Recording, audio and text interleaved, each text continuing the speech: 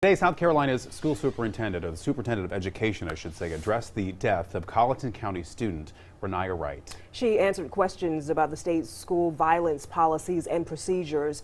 WSAV's Georgia Reed Godfrey was there and has the latest from our South Carolina Capitol newsroom. The state superintendent of education did not address the Colleton County situation. However, Molly Spearman did provide insight into what a teacher should be doing to control the classroom. Well, this certainly is a tragic accident or incident that has occurred, and in my life I've learned that the best thing is to try to make something good come out of bad circumstances, and this certainly is a bad circumstance.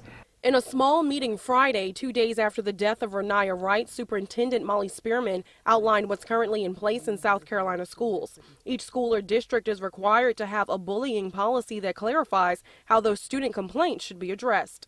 But teachers are also responsible for managing their own classrooms. State policy identifies 3 levels of discipline or behavior issues, with level 1 being tardies and level 3 being things like bullying and fighting. And in the case of a fight, teachers are expected to intervene when they can.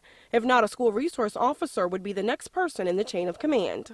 Usually if it's a mild scuffle, teachers usually will step in between to break that up, but they can usually tell, and they need to have a real sense of protecting themselves as well. If it's something more violently, certainly they shouldn't, and they should wait for the resource officer to get there.